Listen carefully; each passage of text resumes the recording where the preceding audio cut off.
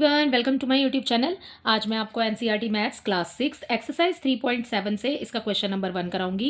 देखिए क्वेश्चन 1 है, Renu purchases 2 bags of fertilisers of weight 75 KG and 69 kilogram. ठीक है, रेनू परचेज करती है 2 बैग्स ऑफ फर्टिलाइजर। ठीक है, और उसमें वेट दिया है बच्चों आपको इस क्वेश्चन में 75 एंड 69। ठीक है, आपको बताना है find the maximum value of weight. Maximum value of weight बताना है which can measure the weight of fertiliser exact number of times. ठीक है, आपको यहाँ पर मैक्सिमम वैल्यू ऑफ वेट पूछा है बच्चों, आपको ये बताना है इस क्वेश्चन में। अगर आपको मैक्सिमम वैल्यू ऑफ वेट बोला है तो आपको जो भी नंबर दिए हैं ना, आप उनका पहले एलसीएम निकालो। ठीक है, एलसीएम मीन्स उनका पहले प्राइम फैक्टराइजेशन करो और उसके बाद में उसका एचसीएफ आपको इस क्वेश्चन के अंदर निकालना है। ठीक है, तो यहाँ पर आपको जो गिवन नंबर्स हैं सबसे पहले तो वो लिख लेंगे, उसके बाद में प्राइम फैक्टराइजेशन करेंगे और एचसीएफ निकाल लेंगे।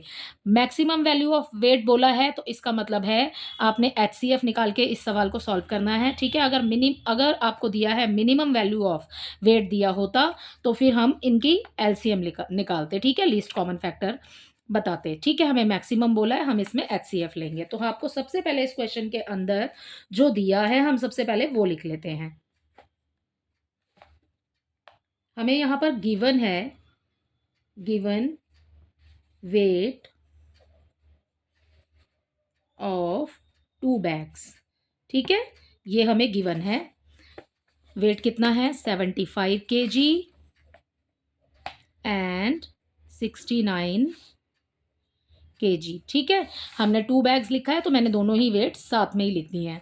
ठीक है, अब आपको क्या करना है, आपको मैक्सिमम वैल्यू ऑफ वेट बताना है तो आपको एचसीएफ फाइंड करना पड़ेगा इस क्वेश्चन के लिए। सो यहाँ पर आप लिखेंगे एचसीएफ ऑफ 75 एंड 69। चलिए, अब सबसे पहले इसमें एचसीएफ निकालना है हमें, तो एचसीएफ निकालने के लिए दोनों को अलग अलग लिख लेते हैं हम सबसे पहले। ठीक है, 75 को हम 5 से सॉल्व करेंगे, 5 वन ज़ा 5, 5 5 ज़ा 25। ठीक है, और फिर यहाँ हो जाएगा 5 3 ज़ा 15, 3 वन ज़ा 3। तो इसके जो फैक्टर्स हो गए वो हो गए बच्चों 5 5 एंड 3। ठीक है, अब नेक्स्ट है हमारे पास 69। इसको 3 से सॉल्व करेंगे क्योंकि पीछे 9 है। ठीक है, 9 3 के टेबल में आता है, आगे 6 है। ओके, 3 2 ज़ा 6, 3 3 ज़ा 9। अब ये हो गया आपके पास में 23। यहाँ पर आप लिखेंगे 23 क्योंकि 23 किसी और टेबल में नहीं आता है तो आपने आगे 23 लिखना है। ठीक है, आगे आगे आपके पास में नीचे 1।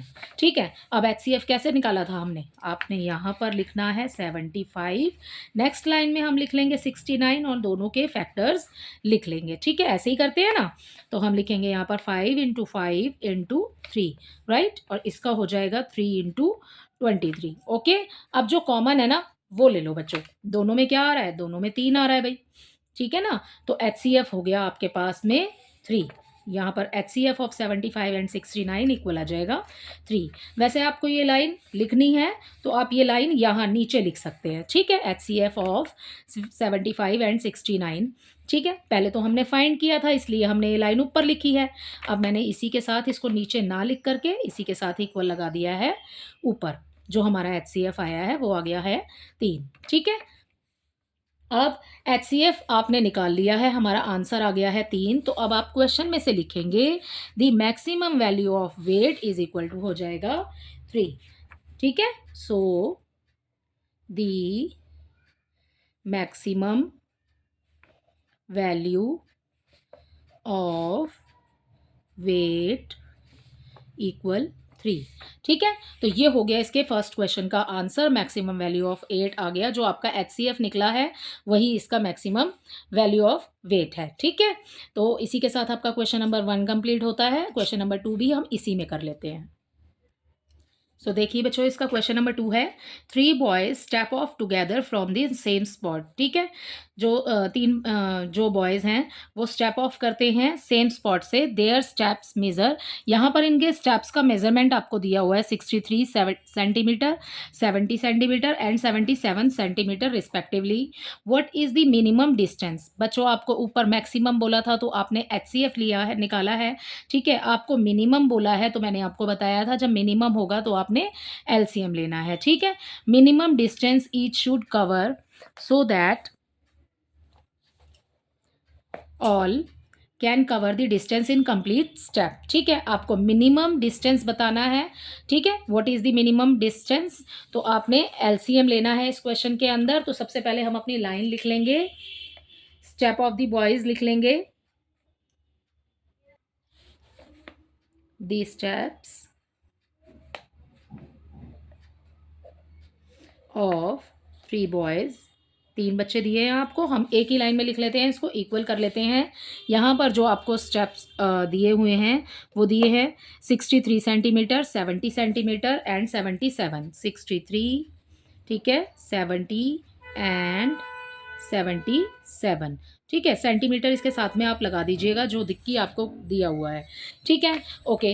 अब क्या करना है आपको? मैंने बोला आपको लीस्ट बताना है बच्चों, आपको इसमें मिनिमम बताना है, तो आपको यहाँ पर एलसीएम लेना है। एलसीएम लेने के लिए आप कोमे लगा के सबको एक साथ में लिख सकते हैं, आपको अलग अलग से सॉल्व करने की ज़रूरत नहीं है। देखिए, यहाँ पर मैंने 63 लिखा, कोमा पुट कर देंगे, 70 लिख लिया और 77 लिख लिया। ठीक है, इसको एक ही साथ करेंगे ताकि हमें फैक्टर्स जो हैं वो एक इकट्ठे ही मिल जाए। ठीक है, देखिए 63 है तो सबसे पहले 3 के टेबल से इसको सॉल्व कर लेते हैं, या ये तीनों नंबर 7 के टेबल में आ रहे हैं, आप 7 से भी इसको सॉल्व कर सकते हैं। अपने प्राइम फैक्टराइजेशन ही तो करना है, तो 7 जो है वो भी एक प्राइम नंबर है। ओके, 7 9 ज़ा 63, 7 10 ज़ा 70, 7 1 ज़ा 7, 7 1 ज़ा 7। ठीक है, अब आपको 9 10 और 11 मिल गया। 9 कौन से टेबल में आता है? 3 में आता है। ठीक है, 3 3 ज़ा 9, यहाँ पर 10 आ गया, यहाँ पर 11 आ गया। ओके, अब फिर से आप 3 लिखेंगे, ये हो गया 3 1 ज़ा 3, यहाँ पर तो ये सॉल्व हो गया बच्चों, इसका 1 आ चुका है। ठीक है, अब 10 का 10 आप ऐसे ही लिख लेंगे क्योंकि 3 के टेबल में 10 नहीं आता, 11 भी नहीं आता, तो आप इसको एज इट इज़ लिख लेंगे। उसके बाद में आप इसको सॉल्व करेंगे 2 के टेबल से। 2, ये 1 सेम लिखेंगे। ठीक है, 2 5 ज़ा 10 हो जाएगा, 11 का 11। अब आ जाएगा 5 1 ज़ा 5, ये आपने 5 1 ज़ा 5 लगाया, 11 का 11। जो भी बच्चों आप आगे नंबर लिख रहे हैं, जो भी टेबल आप आगे लिख रहे हैं, और उस टेबल के अंदर अंदर वाले में से जो भी नंबर नहीं आता है, आप उस नंबर को रिपीट नीचे लिख देंगे एज इट इज़। ठीक है, 11 नहीं आ रहा है ना 3 के टेबल में, ना 2 में, ना 5 में। ठीक है, तो मैं एज इट इज़ इसको लिखते चली आ रही हूँ। अब ये 11 के टेबल से सॉल्व हो जाएगा क्योंकि आगे वाले आपको दोनों के आंसर मिल चुके हैं। ठीक है, ये ख़त्म हो चुका है और यहाँ पर 11 रह गया है, तो 11 1 ज़ा हो जाएगा आपके पास 11। ठीक है, तो ये हो गए हमारे इसके फैक्टर्स। जब आपको इसके फैक्टर्स मिल जाएंगे, अब आपने इनकी सब नंबर्स की करनी है मल्टीप्लाई। ठीक है, सो आप यहाँ पर लिखेंगे एलसीएम ऑफ 63। हमने जिस जिसका एलसीएम लिया है बच्चों वो सारे नंबर लिखेंगे। LCM of 63, 70 and 77 equal. ठीक है, जो भी आपके फैक्टर्स आए हैं आप वो सारे फैक्टर्स यहाँ लिख दीजिए। 7 इंटू 3 इंटू 3 इंटू 2, ठीक है, इंटू 5 इंटू 11। ठीक है, ये हो गए आपके फैक्टर्स। अब क्या करेंगे? अब आपने सबकी मल्टीप्लाई किए करनी है क्योंकि हमने मल्टीप्लाई का साइन लगाया हुआ है। 7 3 ज़ा 21, फिर 21 की मल्टीप्लाई 3 से करेंगे, फिर 2 से। ठीक है, आगे आगे आपके पास जो आंसर आता जाएगा, जब आप इसकी टोटल मल्टीप्लाई कर लेंगे बच्चों तो यहाँ हमें मिल जाएगा 6930। ठीक है, तो यहाँ पर जो आपको क्वेश्चन में बोला है, क्वेश्चन में हमें बोला है what is the minimum distance each should cover. ठीक है, तो जो हमारा मिनिमम डिस्टेंस होगा, सो लिखेंगे हम, so the required minimum distance. ठीक है,